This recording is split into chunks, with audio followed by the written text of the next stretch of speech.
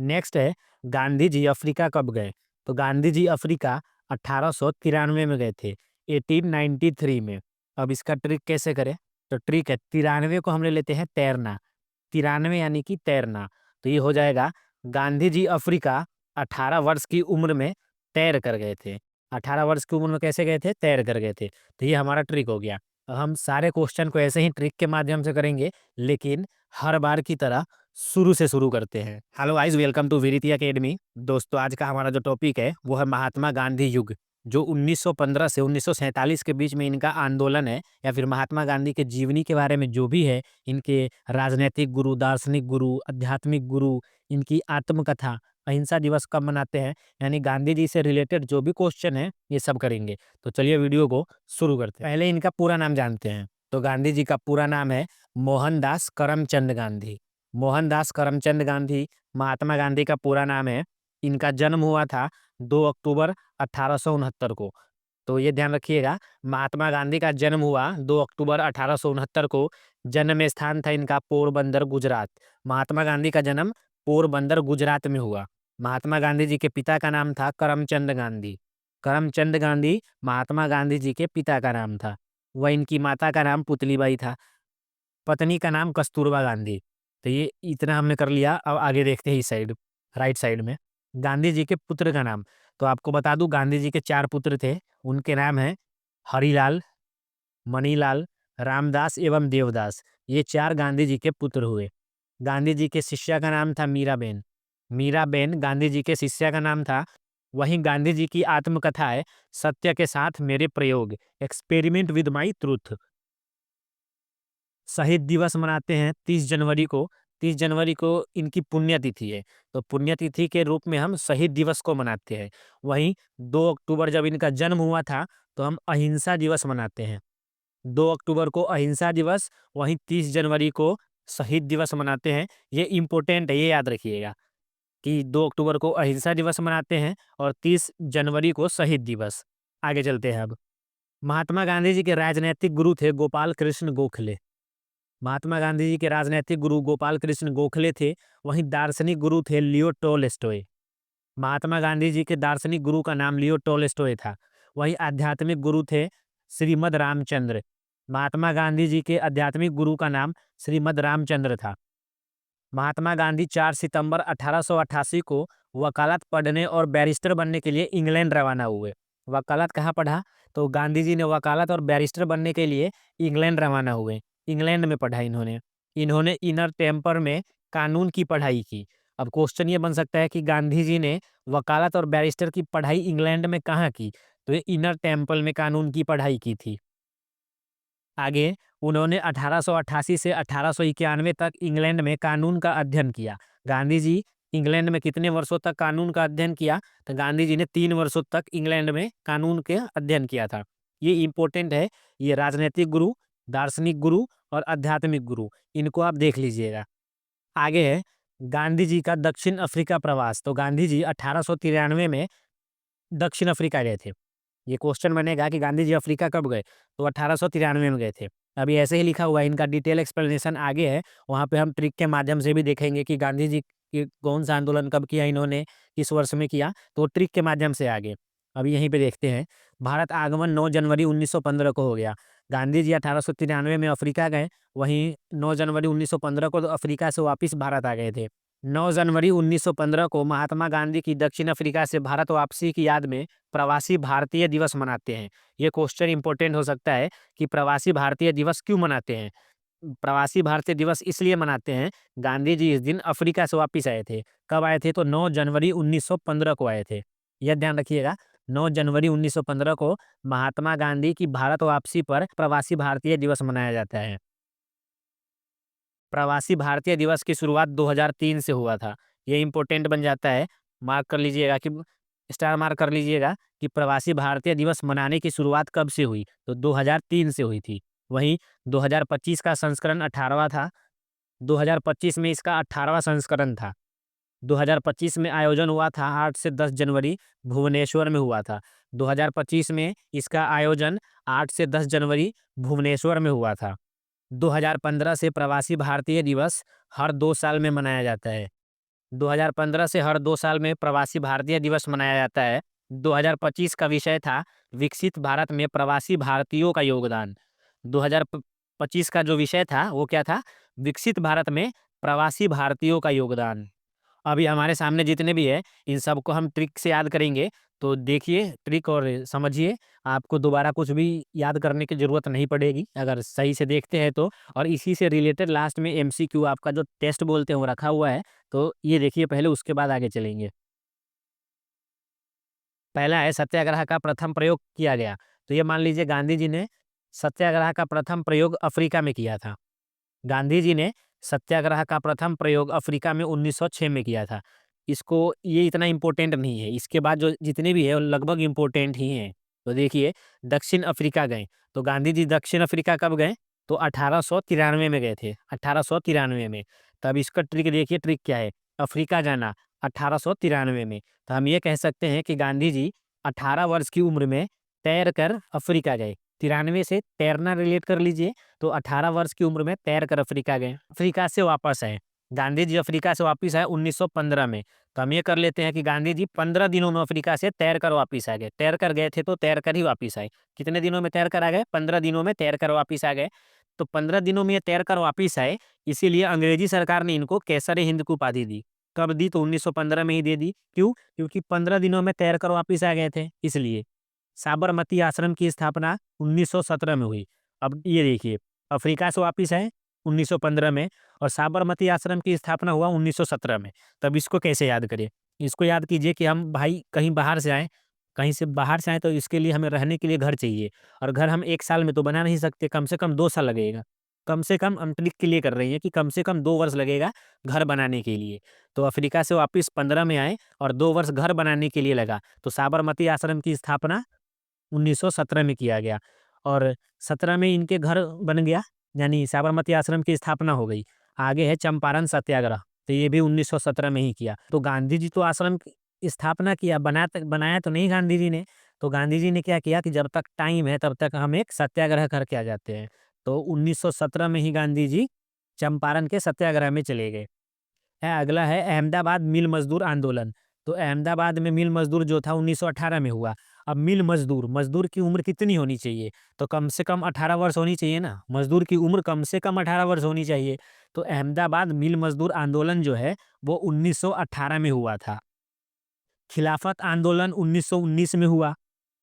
मजदूरों ने क्या किया? आंदोलन कर दिया। कि गांधी जी बोल रहे हैं कि 18 वर्ष का ही चाहिए, तो मजदूरों ने 1919 में क्या किया? खिलाफत आंदोलन कर दिया, गांधी जी के खिलाफ आंदोलन कर दिया, यानी खिलाफत आंदोलन। तो खिलाफत आंदोलन गांधी जी ने 1919 में किया था। आगे है कांग्रेस की अध्यक्षता। कांग्रेस की अध्यक्षता गांधी जी ने एक बार की थी, और ये था 1924 का अध्यक्षता। ये बेलगाम अधिवेशन था, इसमें गांधी जी ने अध्यक्षता किया था। ये क्वेश्चन बन सकता है कि किस अधिवेशन में? तो गांधी जी ने बेलगाम अधिवेशन में 1924 में एकमात्र कांग्रेस की अध्यक्षता की थी। असहयोग आंदोलन हुआ 1920 में। गांधी जी ने अंग्रेजों की बहुत ज़्यादा मदद की। फिर गांधी जी ने अंग्रेजों को बोला कि आप इस देश को छोड़ के चली जाइए, मेरी बहुत ज़्यादा मदद होगी, सहयोग होगी। तो अंग्रेजों ने 19-20 करना शुरू कर दिया गांधी जी के साथ। तो असहयोग आंदोलन 1920 में शुरू हुआ। दांडी मार्च हुआ 1930 में। दांडी मार्च किसके लिए हुआ? तो दांडी मार्च यानी कि नमक सत्याग्रह बोल सकते हैं। तो नमक आज ये मान लीजिए 30 रुपए किलो है। नमक कैसे है? 30 रुपए किलो। तो दांडी मार्च 1930 में हुआ। दांडी मार्च 1930 में हुआ। नेक्स्ट है गांधी इरविन समझौता। गांधी इरविन समझौता हुआ 1931 में। समझौता का मतलब हुआ कि एकता बनना, दोनों में एकता, एकता यानी कि 31। तो 1931 में गांधी इरविन समझौता हुआ। पूना पैक्ट जिसे बोलते हैं, पूना समझौता, ये गांधी जी और भीमराव अंबेडकर के बीच हुआ 1932 में। पूना पैक्ट 1932 में हुआ। दो लोगों के मध्य हुआ, दो लोगों के मध्य 1932 में हुआ। हरिजन संघ की स्थापना 1932 में हुआ। हरिजन संघ की जो स्थापना था वो गांधी जी द्वारा 1932 में किया गया। वहीं भारत छोड़ो आंदोलन 1942 में हुआ। क्या हुआ? अंग्रेजों ने एक बयान दे दिया, बयान यानी 42। तो बयान कब दिया? 1942 में दे दिया, यानी कि भारत छोड़ो आंदोलन 1942 में हुआ था। अब नेक्स्ट थोड़ा इंपॉर्टेंट है, ध्यान रखिएगा कि गांधी जी को किसने कौन सी उपाधि दी, किसने क्या कहा। तो गांधी जी को अर्धनग्न फकीर कहा था। अर्धनग्न फकीर चर्चिल ने कहा था। गांधी जी को चर्चिल ने अर्ध नग्न फकीर कहा था, ये ध्यान रखिएगा। नेक्स्ट है, बापू की उपाधि किसने दी? तो महात्मा गांधी को बापू की उपाधि सुभाष चंद्र बोस जी ने दी थी। किसने? सुभाष चंद्र बोस ने महात्मा गांधी को बापू की उपाधि दी थी। नेक्स्ट है, राष्ट्रपिता की उपाधि कब दी गई? सुभाष चंद्र बोस ने 6 जुलाई 1944 को सिंगापुर से एक रेडियो प्रसारण के दौरान दी थी। महात्मा गांधी को सुभाष चंद्र बोस ने राष्ट्रपिता की उपाधि दी थी। बापू की उपाधि भी और राष्ट्रपिता की उपाधि भी महात्मा गांधी को सुभाष चंद्र बोस जी ने दिया था। आशा करता हूँ ये ट्रिक आपको पसंद आया होगा और ट्रिक से आप याद कर लीजिएगा, तो आपको दोबारा याद करने की जरूरत ही नहीं पड़ेगी। ये दक्षिण अफ्रीका कब गए? तो कह देंगे 1893 में। क्यों? 18 वर्ष की उम्र में तैयार कर गए। वापिस क्यों आए? वापिस कब आए? क्यों नहीं, कब आए? तो वापिस आए 1915 में। 15 दिनों में तैयार कर आए। 15 दिनों में तैयार कराया तो उनको केसरी हिंद की उपाधि दे दी गई। तो ये ट्रिक से कर लीजिएगा, तो ये जो ट्रिक बताया गया है इससे याद हो जाएगा। आगे इनसे रिलेटेड ही क्वेश्चन है। अगर आपने यहाँ पे सही से कर लिया होगा तो आप क्वेश्चन पे टिक लगा देंगे, सही सही। आगे है गांधी जी द्वारा लिखित प्रमुख पुस्तक या फिर प्रमुख समाचार पत्र। तो इनको देखते हैं। हिंद स्वराज लिखा गया था गुजराती में 1909 में। 1909 में गांधी जी ने हिंद स्वराज नामक पुस्तक लिखी। ये गुजराती भाषा में लिखा गया और 1909 में लिखा गया था। अगला है सत्य के साथ मेरे प्रयोग। ये इम्पोर्टेंट है, ये बहुत सारे एग्जाम में पूछा जाता है, या ध्यान रखिएगा। माई एक्सपेरिमेंट विद ट्रुथ, ये हिंदी में भी पूछ सकता है और इंग्लिश में भी पूछ सकता है। तो ये इंपॉर्टेंट, इस पे स्टार मार्क कर लीजिएगा। सत्य के साथ मेरे प्रयोग यानी माई एक्सपेरिमेंट विद ट्रुथ। मेरे सपनों का भारत और सत्य ही भगवान है। मेरे सपनों का भारत और सत्य ही भगवान है। इनकी प्रमुख पत्रिका समाचार पत्र हैं यंग इंडिया। यंग इंडिया 1919 में प्रकाशित किया गया गांधी जी द्वारा। वही इंडियन ओपिनियन, ये दक्षिण अफ्रीका में रह के लिखा था 1903 में। इंडियन ओपिनियन कब लिखा? तो 1903 में लिखा था। नवजीवन, यह गुजराती में लिखा गया था, यानी गुजराती भाषा में 1925 में लिखा गया। द ग्रीन पैम्पलेट, ये राजकोट है, राजकोट में लिखा था द ग्रीन पैम्पलेट। नेक्स्ट है हरिजन, जिसे 1933 में लिखा गया। हरिजन 1933 में लिखा गया था। टाइम पत्रिका द्वारा महात्मा गांधी को मैन ऑफ द ईयर पत्रिका घोषित किया गया 1930 में। कब? तो मैन ऑफ द ईयर घोषित किया गया था 1930 में, ध्यान रखिएगा। टाइम पत्रिका द्वारा महात्मा गांधी को मैन ऑफ द ईयर घोषित किया गया 1930 में। ये इंपॉर्टेंट हो सकता है ये, कि 1930 में घोषित किया गया था मैन ऑफ द ईयर। अभी हमने पीछे जितना भी पढ़ा है, जितने भी ट्रिक इस्तेमाल किए हैं, वो सब है यहाँ पे पहले दे रखा है, डिटेल एक्सप्लेनेशन है इनका। तो पहले एक्सप्लेनेशन देखते हैं, फिर आगे चलेंगे। पहले है गांधी जी की शुरुआती पढ़ाई जो थी वो राजकोट में हुई थी। आगे की पढ़ाई करने के लिए वो भावनगर के श्यामल दास कॉलेज चले गए। आगे की पढ़ाई करने के लिए वो भावनगर के श्यामल दास कॉलेज चले गए। उनके पिता करमचंद गांधी राजकोट रियासत में दीवान यानी कि प्रधान अधिकारी थे। ये पूछ दिया जाए गांधी जी के पिता क्या करते थे, तो राजकोट रियासत में दीवान थे। दीवान किसे बोलते हैं? प्रधान अधिकारी को। 1888 में गांधी जी कानून की पढ़ाई करने के लिए इंग्लैंड गए और 1891 में वकालत पूरी कर भारत लौटे। ये हमने पीछे पढ़ा है ना, वही है। 1893 में दक्षिण अफ्रीका में व्यापार करने वाले एक भारतीय मुसलमान व्यापारी दादा अब्दुल्ला, जो मुसलमान व्यापारी था उनका नाम दादा अब्दुल्ला था। तो दादा अब्दुल्ला का मुकदमा लड़ने के लिए डरबन यानी दक्षिण अफ्रीका चले गए। इस मुकदमे में इन्होंने सफलता हासिल की यानी जीत हासिल की। डरबन से प्रिटोरिया जाते समय पीटर मैरिट्सबर्ग रेलवे स्टेशन पर उन्हें रंगभेद की वजह से ट्रेन से जबरन उतार दिया गया। ये क्वेश्चन अभी तक तो आया नहीं है, में आगे आए तो पता नहीं। तो ये ध्यान रखिएगा, पढ़ते पढ़ते में हो जाएगा कि गांधी जी को डरबन जाते समय कहाँ उतारा गया। तो पीटर मैरिट्सबर्ग रेलवे स्टेशन पर रंगभेद के कारण उतार दिया गया था उनको। यह घटना उनके जीवन का टर्निंग पॉइंट साबित हुई और आगे चलकर उन्होंने अन्याय के खिलाफ सत्याग्रह और अहिंसा का मार्ग अपनाया। 9 जनवरी 1915 को गांधी जी दक्षिण अफ्रीका से वापस लौटे। 1893 में गए थे, 9 जनवरी 1915 को वापस लौटे। गांधी जी जिस समय भारत में आए उस समय प्रथम विश्व युद्ध चल रहा था। 14 से 18 के बीच में चल रहा था ना विश्व युद्ध, तो उस समय विश्व युद्ध चल रहा था। गांधी जी ने अंग्रेजों का समर्थन किया तथा भारतीयों को सेना में शामिल होने के लिए प्रोत्साहित किया। गांधी जी ने भारतीयों को सेना में शामिल होने के लिए प्रोत्साहित किया। कुछ लोग सेना में भर्ती करने वाले सार्जेंट भी कहने लगे। गांधी जी को जो थे ना, वो कुछ लोग सेना में भर्ती करने वाले सार्जेंट भी करने लगे, सर्जेंट या फिर सार्जेंट भी कहने लगे। अब देखिए, प्रथम विश्व युद्ध में अंग्रेजों के समर्थन करने के कारण ब्रिटिश सरकार ने 1915 में गांधी जी को कैसर हिंद की उपाधि प्रदान की। क्यों दी? कि 1915 में जो विश्व युद्ध चल रहा था, तो गांधी जी ने अंग्रेजों की मदद की, ब्रिटिश सरकार की मदद की, इसलिए इनको केसर हिंद की उपाधि दी गई थी।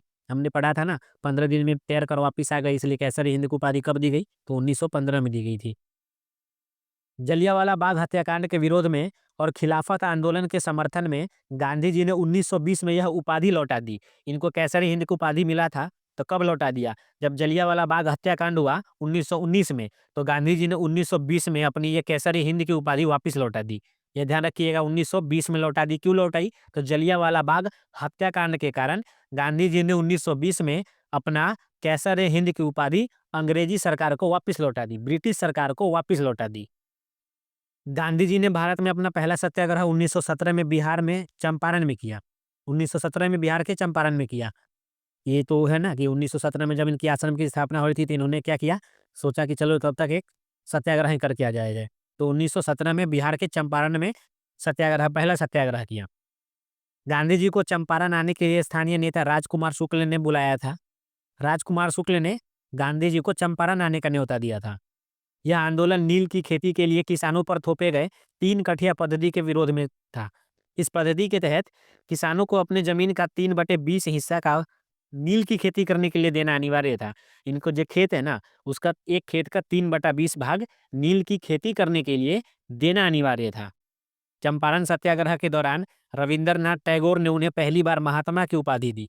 ये इंपॉर्टेंट लगा लीजिए, महात्मा गांधी को रविंद्रनाथ टैगोर ने किस आंदोलन के दौरान महात्मा की उपाधि दी? तो चंपारण सत्याग्रह के दौरान। इनकी पहला सत्याग्रह था, उसी दौरान इनको महात्मा की उपाधि दे दी गई। भारत में इनका पहला सत्याग्रह था। इसी समय किसान बतक मियाँ ने गांधी जी की जान बचाई थी।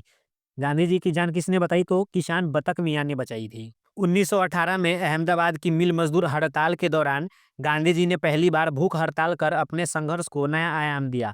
तो गांधी जी ने पहली बार भूख हड़ताल किया अहमदाबाद मिल मजदूर के लिए।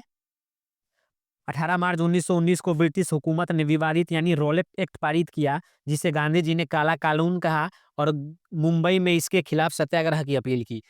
रॉलेट एक्ट को गांधी जी ने काला कानून कहा था। रॉलेट एक्ट कब पारित हुआ? तो 18 मार्च 1919 को पारित हुआ था। इसके विरोध में 6 अप्रैल 1919 को पूरे देश में राष्ट्रीय अपमान दिवस मनाया गया। तो राष्ट्रीय अपमान दिवस 6 अप्रैल को। जलियांवाला बाग हत्याकांड 13 अप्रैल 1920। जवाब में गांधी जी ने 1920 में ब्रिटिश सम्राट से मिली कैसर हिंद की उपाधि लौटा दी। हमने पीछे पढ़ा था ना कि जलियांवाला बाग हत्याकांड 1919 में हुआ, 1920 में कैसर हिंद की उपाधि इन्होंने लौटा दी थी। 1 अगस्त 1920 को महात्मा गांधी ने असहयोग आंदोलन की शुरुआत की। महात्मा गांधी ने असहयोग आंदोलन कब शुरुआत किया? तो 1 अगस्त 1920 को शुरुआत की थी। 31 अगस्त 1920 को महात्मा गांधी जी को खिलाफत कमेटी का अध्यक्ष नियुक्त किया गया। खिलाफत कमेटी का अध्यक्ष बनाया गया 31 अगस्त 1920 को। इतना इंपॉर्टेंट नहीं है, बस देख लीजिएगा, नजर मार लीजिएगा एक बार। 5 नवंबर 1920 को ऑल इंडिया कांग्रेस समिति के अधिवेशन में गांधी जी ने 1 वर्ष में स्वराज लक्ष्य घोषित किया। स्वराज का लक्ष्य घोषित किया, कहाँ किया? ऑल इंडिया कांग्रेस समिति के अधिवेशन में। 5 फरवरी 1922 को गोरखपुर के चौरी चौरा थाना में आंदोलनकारियों ने आग लगा दी, जिससे 22 सिपाहियों की मौत हुई थी। ये क्वेश्चन बन सकता है कि चौरी चौरा में थाना में जो आंदोलनकारियों ने आग लगाई थी, उसमें कितने सिपाहियों की मौत हुई? तो 22 सिपाहियों की। चौरी चौरा हत्याकांड के बाद गांधी जी ने असहयोग आंदोलन को रोक दिया था। जो चौरी चौरा कांड हुआ ना, उसके बाद गांधी जी ने असहयोग आंदोलन रोक दिया। चौरी चौरा के समय गांधी जी बारदौली में थे। गांधी जी ने उसे हिमालयन ब्लंडर यानी कि हिमालय जैसी बड़ी गलती कहा था, जिसका अर्थ था कि यह उनके लिए एक बहुत बड़ी चूक थी, क्योंकि आंदोलन ने अपना अहिंसक मार्ग खो दिया था। आंदोलन ने अपना अहिंसक मार्ग खो दिया और हिंसक मार्ग को अपना लिया था। 1924 के एकमात्र बेलगांव अधिवेशन जो कर्नाटक में हुआ था, वो कांग्रेस के अध्यक्ष बने। हमने पढ़ा था ना, 1924 में गांधी जी ने एकमात्र अध्यक्षता की थी, वो बेलगाम के अधिवेशन था जो कर्नाटक में है। बेलगाम कर्नाटक में है। गांधी जी आत्मकथा सत्य के साथ मेरे प्रयोग का प्रथम प्रकाशन नवजीवन में हुआ। यानी कि गांधी जी की जो आत्मकथा है सत्य के साथ मेरे प्रयोग, तो वो सबसे पहली बार प्रकाशन किया गया नवजीवन में। 12 मार्च 1930 को गांधी जी ने साबरमती से 78 साथियों के साथ दांडी मार्च शुरू किया। दांडी मार्च कितने साथियों के साथ शुरू किया गया? तो 78 साथियों के साथ शुरू किया गया था। 6 अप्रैल 1930 को 388 किलोमीटर की यात्रा पूरी कर दांडी में नमक कानून तोड़ा और सविनय अवज्ञा आंदोलन शुरू किया। 5 मार्च 1931 को गांधी इरविन समझौता यानी दिल्ली पैक्ट हुआ। गांधी इरविन समझौता 5 मार्च 1931 को हुआ। इसके बाद 7 अप्रैल 1934 को गांधी जी ने आंदोलन समाप्त कर दिया। गांधी जी ने कब समाप्त किया आंदोलन? तो 7 अप्रैल 1934 को समाप्त किया था। 1931 में हुए द्वितीय गोलमेज सम्मेलन में गांधी जी ने कांग्रेस का नेतृत्व किया था। द्वितीय गोलमेज सम्मेलन 1931 में हुआ, प्रथम 1930 में और तृतीय 1932 में हुआ था, यानी क्रम वाइज हुआ था, 30, 31, 32 में। 1932 में गांधी जी ने हरिजन सेवक संघ की स्थापना की। घनश्याम दास बिरला इसके अध्यक्ष थे। घनश्याम दास बिरला इसके अध्यक्ष थे। तो 1932 में गांधी जी ने हरिजन सेवक संघ की स्थापना की थी। हरिजन सेवक संघ। उसी साल 24 सितंबर 1932 को गांधी जी और डॉक्टर अंबेडकर के बीच पूना समझौता हुआ। पूना समझौता कब हुआ? तो 1932 में हुआ था। 1932 में। 1934 में गांधी जी ने कांग्रेस के अपना त्याग पत्र दे दिया। 1934 में गांधी जी ने कांग्रेस से अपना त्याग पत्र दे दिया। 1942 में आए क्रिप्स मिशन को गांधी जी ने पोस्ट डेटेड चेक कहा था। ये इंपॉर्टेंट है, ध्यान रखिएगा। 1942 में आए क्रिप्स प्रस्ताव को गांधी जी ने पोस्ट डेटेड चेक कहा था। 8 अगस्त 1942 को शुरू हुए भारत छोड़ो आंदोलन। भारत छोड़ो आंदोलन का दूसरा नाम है अगस्त क्रांति, क्योंकि अगस्त में आया था। तो 8 अगस्त 1942 को शुरू हुए भारत छोड़ो आंदोलन को अगस्त क्रांति के नाम से जाना जाता है। तो आंदोलन में गांधी जी ने प्रसिद्ध नारा दिया, करो या मरो। करो या मारो, मरो का नारा कब दिया गया? किस आंदोलन में दिया गया? तो करो या मरो का नारा 8 अगस्त 1942 को भारत छोड़ो आंदोलन में दिया गया। 9 अगस्त 1942 को गांधी जी को गिरफ्तार कर पूना के आगा खां पैलेस में रखा गया। 15 अगस्त 1947 को भारत की स्वतंत्रता के समय गांधी जी कोलकाता के नोआखली में थे। जब स्वतंत्रता की बारी आई भारत की, उस समय गांधी जी कोलकाता में थे और कोलकाता के नोआखली में थे। 30 जनवरी 1948 को नाथूराम गोडसे ने बिरला भवन में गांधी जी की हत्या कर दी। बिरला भवन कहाँ है? तो दिल्ली में है। तो कब? तो 30 जनवरी को पुण्यतिथि है इनकी। 30 जनवरी पुण्यतिथि।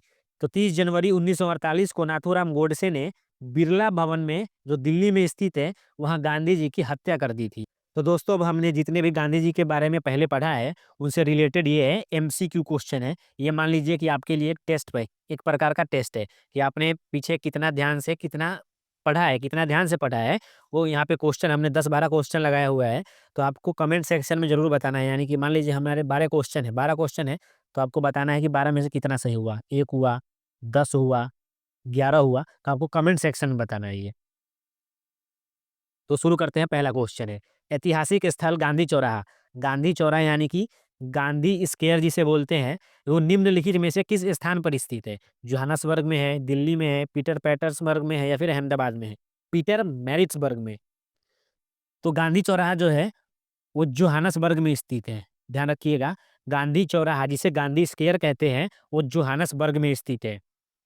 The life of Mahatma Gandhi. The life of Mahatma Gandhi पुस्तक के लेखक कौन है? तो the life of Mahatma Gandhi पुस्तक के लेखक है Louis Fischer. Option B, Louis Fischer the life of Mahatma Gandhi पुस्तक के लेखक हैं। नेक्स्ट क्वेश्चन है, सविनय अवज्ञा आंदोलन, जिसे इंग्लिश में सिविल डिसओबीडियंस मूवमेंट भी बोलते हैं। सविनय अवज्ञा आंदोलन, सिविल डिसओबीडियंस मूवमेंट जिसे बोला जाता है इंग्लिश में, वो महात्मा गांधी द्वारा किस वर्ष शुरू किया गया?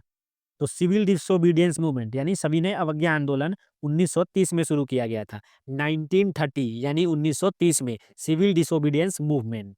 महात्मा गांधी को राष्ट्रपिता कहने वाले प्रथम व्यक्ति कौन थे? तो महात्मा गांधी को सर्वप्रथम राष्ट्रपिता किसने कहा? ये सुभाष चंद्र बोस जी ने कहा था। ऑप्शन सी, सुभाष चंद्र बोस ने महात्मा गांधी को सर्वप्रथम राष्ट्रपिता कहा था। 1915 में महात्मा गांधी को कैसर हिंद की उपाधि किसने दी थी? हमने पढ़ा था, कैसर हिंद की उपाधि ब्रिटिश सरकार ने दी थी। 1915 में ब्रिटिश सरकार ने दी थी कैसर हिंद की उपाधि। 2 अक्टूबर को महात्मा गांधी के साथ किसकी जयंती मनाई जाती है? तो 2 अक्टूबर को महात्मा गांधी जी के साथ लाल बहादुर शास्त्री जी की भी जयंती मनाई जाती है। 2 अक्टूबर महात्मा गांधी जी की जयंती और लाल बहादुर शास्त्री जी की जयंती। गांधी जी किस धार्मिक पुस्तक को अपनी माँ कहते थे? गांधी जी भगवत गीता को अपनी माँ कहते थे, option C Bhagavad Gita. Gandhi before India, Gandhi before India ये जो पुस्तक है ये किसने लिखी या किसके द्वारा लिखी थे? तो ये रामचंद्र गुहा के द्वारा लिखी थे, Ramachandra Guha, option C Gandhi before India Ramachandra Guha ने लिखी है। प्रसिद्ध महात्मा गांधी सेतु निम्नलिखित में से किस नदी पर बना एक पुल है? महात्मा गांधी सेतु ये गंगा नदी पर बना है, ऑप्शन ए गंगा नदी पर बना एक पुल है। गांधी के तीन बंदर, जो गांधी जी के तीन बंदर निम्नलिखित में से किस कलाकार द्वारा बनाई गई मूर्तियों की एक श्रृंखला है? तो गांधी जी को जो तीन बंदर थे, बुरा मत देखो, बुरा मत कहे और बुरा मत सुनो, ये किनके द्वारा बनाया गया था? तो ये सुबोध गुप्ता के द्वारा बनाया गया था, ऑप्शन बी सुबोध गुप्ता के द्वारा। गांधी द मैन निम्नलिखित में से किसके द्वारा लिखित मोहनदास करमचंद गांधी की जीवनी है? ध्यान रखिएगा, जो गांधी द मैन जो है वो महात्मा गांधी जी की जीवनी है। ये किसके द्वारा लिखा गया? ये एकनाथ ईश्वरन के द्वारा लिखा गया था, ऑप्शन ए एकनाथ ईश्वरन के द्वारा। निम्नलिखित में से कौन सा महात्मा गांधी को समर्पित सबसे बड़ा संग्रहालय है? महात्मा गांधी को समर्पित सबसे बड़ा संग्रहालय वो दांडी कुटीर है। दांडी कुटीर सबसे बड़ा संग्रहालय है जो महात्मा गांधी को समर्पित है। निम्नलिखित में से कौन महात्मा गांधी के राजनीतिक गुरु या फिर राजनैतिक गुरु थे? तो ये गोपाल कृष्ण गोखले थे, ऑप्शन ए गोपाल कृष्ण गोखले महात्मा गांधी के राजनैतिक गुरु थे। महात्मा गांधी की समाधि स्थल को क्या कहा जाता है? महात्मा गांधी की समाधि स्थल को राजघाट कहा जाता है, ऑप्शन सी राजघाट। नमक सत्याग्रह जिसे दांडी मार्च या दांडी सत्याग्रह के नाम से भी जाना जाता है, किस वर्ष प्रारंभ हुआ था? तो दोस्तों ये हमारे आज का आखिरी क्वेश्चन है। नमक सत्याग्रह तो हमने क्या पढ़ा, नमक कितने रुपए किलो है? 1930, यानी कि 30 रुपए किलो है। ऑप्शन में तो ये कुछ है ही नहीं 1930, ऑप्शन गलत है, इसलिए यहाँ पे मान लीजिए 1930 कर लीजिए, ऑप्शन बी 1930। तो जो नमक सत्याग्रह है वो 1930 में हुआ था, ऑप्शन बी इसका सही जवाब हो जाएगा। तो दोस्तों ये थे हमारे आज के क्वेश्चन, आशा करता हूँ अच्छे लगे होंगे। अच्छे लगे होंगे तो लाइक शेयर और सब्सक्राइब जरूर कीजिएगा। मिलते हैं कल एक और नए वीडियो के साथ। बीच में तबीयत खराब थी इसलिए वीडियो नहीं आ रही थी, अब रेगुलर आएगी।